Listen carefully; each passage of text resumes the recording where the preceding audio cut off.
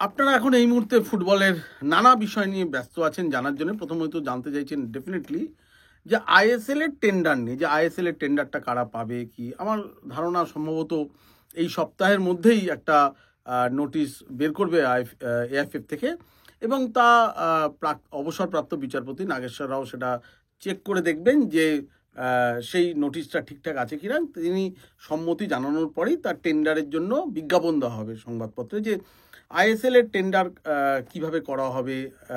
আমি যতদূর শুনছি যে 14টা দলকে নিয়েই আইএসএল এর টেন্ডার প্রকাশ হবে, যেখানে অর্থাৎ ইন্টার কাশিকে হয়তো রাখাই হচ্ছে, যা শুনছি আমি।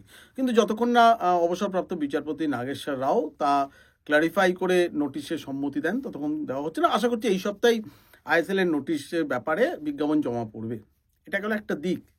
কিন্তু অনেকে বলে না যে আস্তে আস্তে ওই যে মানে সকলের অগোচরে একটা যে বিশাল ঝড় আসছে ভারতীয় ফুটবল ফেডারেশন এবং ভারতীয় ফুটবলে, এটা কিন্তু অনেকে বুঝতেই পারছে না। আমি যদিও এটা সংবাদ প্রতিদিনে দুদিন আগেও লিখেছি, সেটা নিয়ে ভিডিও। আপনারা আইএফএশিল আইএসএল সব নিয়ে আছেন, কারা করবে? ভারতীয় ফুটবল ফেডারেশন। কিন্তু ভারতীয় ফুটবল ফেডারেশনে যে কি বিশাল ঝড় আসতে চলেছে 12ই অক্টোবর, আপনাদের ধারণা নেই। বলতে পারেন যে 12ই অক্টোবর হচ্ছে ভারতীয় ফুটবল ফেডারেশনের রেড লেটার ডে হতে চলেছে। তোলপাড় হয়ে যেতে পারে 12ই অক্টোবর। কেন? তাহলে শুনুন, মন দিয়ে শুনুন। আমি যদিও এটা সংবাদ প্রতিদিনে আগেই লিখেছি, কিন্তু মন দিয়ে শুনুন আজকের ভিডিওটা। সুপ্রিম কোর্টের এতদিন ধরে, যেটা 2017 সালে শুরু হয়েছিল, যে কে হবে মানে সংবিধান নিয়ে, আলটিমেটলি সংবিধান সুপ্রিম কোর্ট জানিয়ে দিয়েছে ভারতীয় ফুটবলের সংবিধান কি হবে, এবং বলেছিল 4 সপ্তাহের মধ্যে একটা স্পেশাল জেনারেল মিটিং ডেকে সেটাকে অ্যাডপ্ট করতে হবে ভারতীয় ফুটবল ফেডারেশনের। সেই জন্যই মিটিং ডাকা হয়েছে 12ই অক্টোবর, স্পেশাল জেনারেল মিটিং, যে মিটিং দিয়ে এই কনস্টিটিউশনটাকে অ্যাডপ্ট করা হবে। এ পর্যন্ত কোনো মানে প্রবলেমই নেই। সত্যি তো সুপ্রিম কোর্ট জানিয়ে দিয়েছে, সুতরাং অ্যাডপ্ট করতে হবে 12ই অক্টোবর। কিন্তু এই টোটাল কনস্টিটিউশনটা পড়তে গিয়ে মাথায় হাত ফেডারেশন কর্তাদের। এমন একটা পয়েন্ট, ওই অনুচ্ছেদ 25.2(c), তার মধ্যে লেখা আছে, যা পড়ে এখন এক্সিকিউটিভ কমিটির 17 জন মেম্বারের মাথায় হাত, যে কুল রাখি না মান রাখি, মানে শ্যাম রাখি, এই রকম অবস্থা। অর্থাৎ আমি রাজ্য সংস্থায় থাকবো না অল ইন্ডিয়া ফুটবল ফেডারেশনে থাকবো, এই নিয়ে এখন মাথায় হাত। সবাই ভাবছিল ইলেকশন হবে, কিন্তু সুপ্রিম কোর্ট স্পষ্ট জানিয়ে দিয়েছে যে এই কমিটির, অর্থাৎ কল্যাণ চৌবের কমিটির মেয়াদ পরবর্তী, অর্থাৎ 2026 আগস্ট পর্যন্ত, ততদিনই তিনি থাকবেন। অর্থাৎ কমিটির ইলেকশনটা পর্যন্ত এই কমিটি থাকবে, কিন্তু এই কমিটির সদস্যরা কি আর থাকবেন অতদিন? এইটা নিয়ে হচ্ছে মূল প্রশ্ন। সুপ্রিম কোর্ট কোথাও বলেননি কাউকে সরে যেতে, কিন্তু এমন একটা পরিস্থিতি ওই 25.2 অনুচ্ছেদে আছে, ব্র্যাকেটে সি যেটা আছে, সেটাতে এক্সিকিউটিভ কমিটির 17 জন মেম্বার বুঝতে পারছেন না তারা থাকবেন না পদত্যাগ করে দেবেন, পদত্যাগ করে ইমিডিয়েট ইলেকশন আনবেন। অর্থাৎ যদি সবাই মিলে পদত্যাগ করে তাহলেই তো ইলেকশন শুরু হয়ে যাবে। কি হবে আপনাদের একটু বুঝিয়ে বলি। ওই 25.2 ব্র্যাকেটে সি অনুচ্ছেদে বলা হয়েছে নতুন কনস্টিটিউশনের, যে কোনো এক্সিকিউটিভ কমিটির মেম্বারকে, যে মুহূর্তে তুমি রয়েছো এইটা অ্যাডপ্ট হয়ে যাবে কনস্টিটিউশনটা, অটোমেটিক্যালি তোমাকে স্টেট অ্যাসোসিয়েশনের পদটা ছেড়ে দিতে হবে। অর্থাৎ তুমি এক্সিকিউটিভ কমিটির মেম্বার থাকতে কোনো অসুবিধা নেই এআইএফএফ এর, কিন্তু তোমাকে ছেড়ে দিতে হবে রাজ্য ফুটবল সংস্থার পদটি। এই নিয়মটা অবশ্য প্রয়োগ হচ্ছে না কল্যাণ চৌবে এবং ভালেঙ্কার জন্য, চার্চিলের মেয়ে। কেন? কল্যাণ চৌবে কোনো স্টেট অ্যাসোসিয়েশনের কিন্তু মেম্বার নন। তিনি ফেডারেশনের প্রেসিডেন্ট পদে ইলেক্টেড হয়েছেন গুজরাটের প্রতিনিধি হিসেবে। গুজরাট থেকে তার নামটা পাঠানো হয়েছিল, কিন্তু তিনি গুজরাট ফুটবল অ্যাসোসিয়েশনের মেম্বার নন। একইভাবে ভালাঙ্কাও কিন্তু গোয়া ফুটবল অ্যাসোসিয়েশনের মেম্বার নন। সুতরাং সে এই নতুন যে কনস্টিটিউশন হবে 12ই অক্টোবর, তাতে কল্যাণ চৌবে এবং ভালাঙ্কার কোনো সমস্যাই হচ্ছে না। তারা তো একটা অ্যাসোসিয়েশনের মেম্বার, অর্থাৎ এআইএফএফ এর মেম্বার। কিন্তু বাকি যে এক্সিকিউটিভ কমিটির মেম্বাররা, including senior vice president Harris, যিনি কর্ণাটক ফুটবল অ্যাসোসিয়েশনের প্রেসিডেন্ট, তাতে বলা হচ্ছে ওই 25.2 ব্র্যাকেটে সি অনুচ্ছেদে যে কোনো একটা অ্যাসোসিয়েশনের মেম্বার হতে হবে। অর্থাৎ হ্যারিসকে হয় এআইএফএফ এ থাকতে হবে, সে এআইএফএফ এ থাকতেই পারে, কোনো সমস্যা নেই, কিন্তু তাহলে তাকে অটোমেটিক্যালি, যে মুহূর্তে 12 তারিখে কনস্টিটিউশন অ্যাডাপ্ট হলো এবং এরা বললো যে হ্যাঁ আমরা অবশ্যই সুপ্রিম কোর্টের অর্ডার এবং কনস্টিটিউশন সেটা তো পাস হবেই, সবাই হাত তুলে পাস করবে যে হ্যাঁ এটা আমাদের সব হয়ে গেল, কোনো কন্ট্রোভার্সি নেই। কিন্তু অটোমেটিক্যালি তাহলে হ্যারিসের সেই মুহূর্ত থেকে কর্ণাটক ফুটবল অ্যাসোসিয়েশনের যে তিনি প্রেসিডেন্ট পদটা কেটে চলে যাবে। অভিজিৎ পাল তিনি এক্সিকিউটিভ কমিটিতে আছেন এআইএফএফে, তার উড়িষ্যা ফুটবল অ্যাসোসিয়েশনতে তার পদটি কেটে চলে যাবে। সো এরকমভাবে অনেকে, কৃপা মেনলা সিকিম ফুটবল অ্যাসোসিয়েশন আছে, তিনি আছেন এএফএফ এর এক্সিকিউটিভ কমিটিতে, তার সিকিম অ্যাসোসিয়েশন থেকে পদটি কেটে চলে যাবে। তেতে মিজোরামের ক্রীড়ামন্ত্রী তিনি মিজোরামের ফুটবল অ্যাসোসিয়েশনে আছেন এবং একইভাবে এআইএফএফ এর এক্সিকিউটিভ কমিটিতে আছেন। তো সবাই এক্সিকিউটিভ কমিটিতে রইল, কিন্তু তাদের স্টেট অ্যাসোসিয়েশনগুলো কেটে চলে গেল। এই জায়গাতে এক্সিকিউটিভ কমিটির মেম্বাররা ভাবতে শুরু করেছে তারা কি স্টেটে থাকবেন না ফেডারেশনে থাকবেন, কারণ সুপ্রিম কোর্টের নির্দেশ এবং রুলস অনুযায়ী আর 8 মাস পরেই কিন্তু ফেডারেশনে ইলেকশন। এবার এই 8 মাস পরে ফেডারেশনে ইলেকশনে কারা জিতবে কারা আসবে কেউ নিশ্চিত নন। কিন্তু যদি আপনার 3 বছরের নিজের স্টেট অ্যাসোসিয়েশনের মেয়াদ থাকে তাহলে তো আপনাকে স্টেট অ্যাসোসিয়েশনটা ছেড়ে দিতে হবে, কারণ দু জায়গায় আপনি থাকতে পারবেন না। এবার অনেক এক্সিকিউটিভ কমিটির মেম্বার ভাবতে শুরু করেছে যে আমি যদি স্টেটটাই ছেড়ে দিই, অর্থাৎ রুটটা গ্রাসরুটটা ছেড়ে দিয়ে আমি এফএফে 8 মাসের জন্য বসে থাকি, তাহলে তো ওখানে যারা বিরোধী পক্ষ আছে রাজনৈতিকভাবে তারা তো সেই পথটা দখল করে নেবে। অর্থাৎ আমি ঘর থেকে বেঘর হয়ে গেলাম, অন্য পাড়ায় গিয়ে আমি বসবাস শুরু করেছি, আমি ঘরটাই আমার বেদখল হয়ে গেল। তাহলে এই 8 মাস পরে যদি এএফএফে আমার জায়গা না হয় আমি আর ফুটবলে ফিরতে পারছি না, অর্থাৎ ফুটবল প্রশাসক হিসেবে কিন্তু আমার কেরিয়ারটা শেষ হয়ে গেল। এবার অনেকে বলছে যে বাবা আমার দরকার নেই ফেডারেশনের এক্সিকিউটিভ কমিটিতে থেকে কি হয়, বছরে কয়েকটা মিটিং মাত্র হয়। কিন্তু যদি স্টেট অ্যাসোসিয়েশন ছেড়ে দিই, অর্থাৎ হ্যারিস যদি কর্ণাটক ফুটবল অ্যাসোসিয়েশনের প্রেসিডেন্টের পদটাই ছেড়ে দেয়, তাহলে ঘরোয়া ফুটবলে বা ঘরোয়া যে তাদের যে ক্ষমতা আছে সেটা থাকবে কি করে? সে তো থাকতেই পারবে না। এটা আনফর্চুনেটলি বাংলা থেকে কোনো প্রতিনিধি, বাংলার আইএফএ থেকে কোনো প্রতিনিধি নেই যিনি আইএফএর এক্সিকিউটিভ কমিটিতে আছেন এবং এএফএ এর এক্সিকিউটিভ কমিটিতেও আছেন, এরকম কেউ নেই। যার ফলে এটা আইএফএর কোনো কর্তার ক্ষেত্রে এটা কিন্তু প্রভাব পড়ছে না। কিন্তু অভিজিৎ পালের পড়বে প্রভাব, মেনলার পড়বে, কৃপার পড়বে, তেতের পড়বে, এরকম প্রচুর আছে।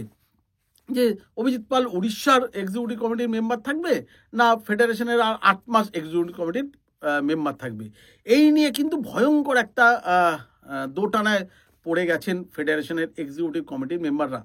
12 তারিখে এই সংবিধান অ্যাডপ্ট করার মিটিং, তার আগে 11 তারিখে প্রত্যেকে দিল্লিতে মিটিং হচ্ছে, দিল্লিতে তারা জড়ো হচ্ছেন 11 তারিখ রাতে।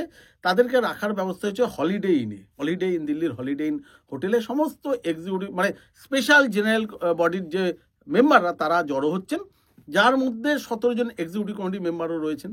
আশা করা যাচ্ছে সেখানে না একটা মিটিং হয় তাদের নিজেদের মধ্যে। এবং সবচেয়ে উল্লেখযোগ্য, এবছর অনেক দিন পর স্পেশাল জেনারেল মিটিংয়ে উপস্থিত থাকবেন ওয়েস্টার্ন ফুটবল অ্যাসোসিয়েশনের প্রতিনিধি হিসেবে প্রাক্তন ফেডারেশন প্রেসিডেন্ট প্রফুল্ল প্যাটেল এবং প্রাক্তন সিনিয়র ভাইস প্রেসিডেন্ট বাংলার প্রতিনিধি হিসেবে যাচ্ছেন সুব্রত দত্ত।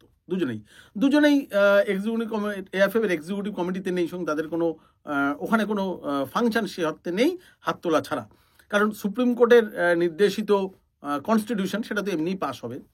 তাহলে প্রফুল্ল প্যাটেল এবং সুব্রত দত্ত যাচ্ছেন কেন, এটা নিয়ে অনেক প্রশ্ন উঠেছে। কারণ প্রফুল্ল প্যাটেল যে স্ট্রেচারের মানুষ, সেখানে ধরুন কল্যাণ চৌবে চেয়ার করবেন, উনি উল্টো দিকে বসে শুধু চা বিস্কুট খাবেন, এটা তো হতে পারে না, নিশ্চয়ই কোনো কারণ আছে। এটা অনেকে প্রমাদ গুনতে শুরু করেছে। তাহলে কি যেই মুহূর্তে এই সংবিধানটা প্রয়োগ হয়ে যাবে, সুপ্রিম কোর্টের অ্যাডপ্ট হয়ে যাবে, তখন কি এই সুপ্রিম কোর্টে যে ভারতীয় ফুটবলের কনস্টিটিউশন নিয়ে যে ওটা অ্যাডপ্ট হয়ে যাবে তার নির্দেশ এবং তার ফাঁকফোকর নিয়ে, অর্থাৎ সেই 25.2 ব্র্যাকেটে সি যে অনুচ্ছেদ, সেটা নিয়েই কি প্রফুল্ল প্যাটেল সরব হবেন?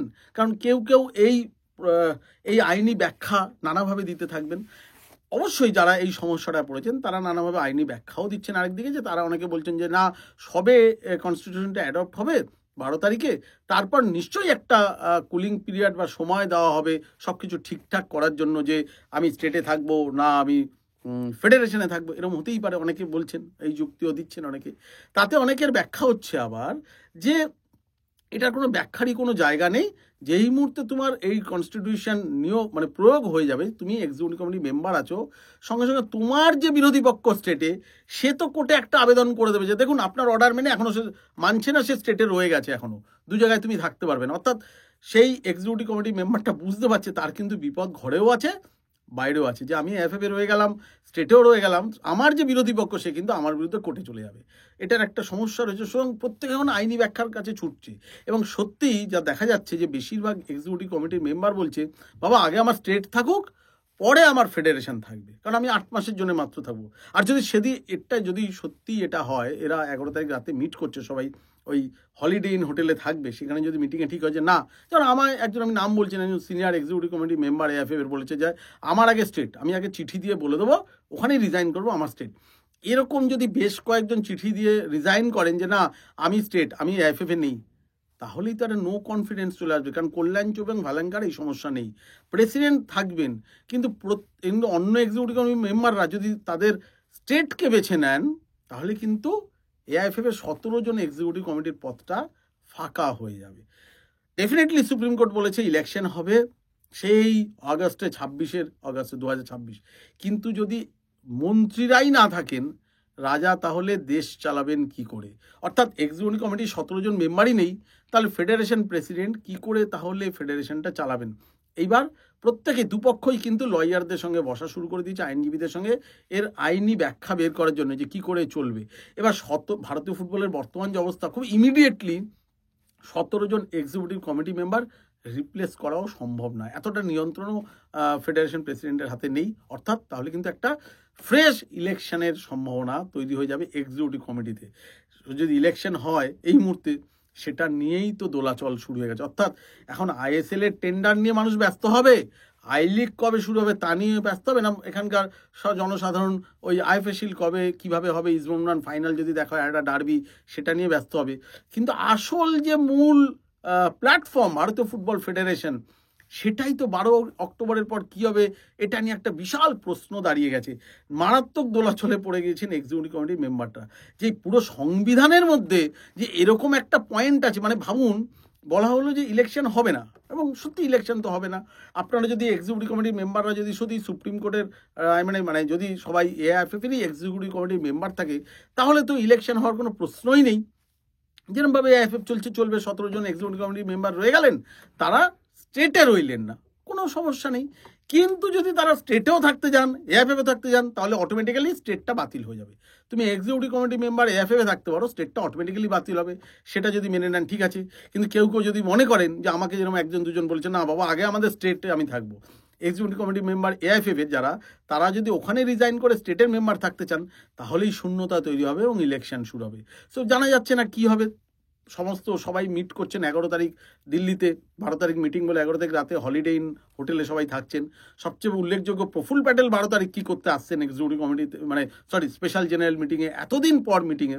তাহলে কি প্রফুল্ল প্যাটেলের নেতৃত্বে একটা আলাদা গোষ্ঠী তৈরি হচ্ছে যারা রিজাইন করার জন্য তৈরি হচ্ছে?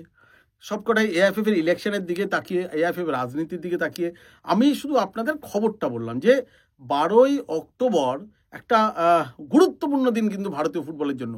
আপনারা আইএসএল ভাবছেন, আই লিগ ভাবছেন, সব ঠিক আছে, কিন্তু কারা করবে, কাদের নেতৃত্বে হবে, 12ই অক্টোবরটা কিন্তু খুব আইনি ব্যাখ্যার দিন এবং খুব গুরুত্বপূর্ণ দিন। আপনারা কিন্তু মাথায় রাখবেন ওই 12ই অক্টোবর ভারতীয় ফুটবলের কতটা গুরুত্বপূর্ণ দিন সেদিকে। নমস্কার।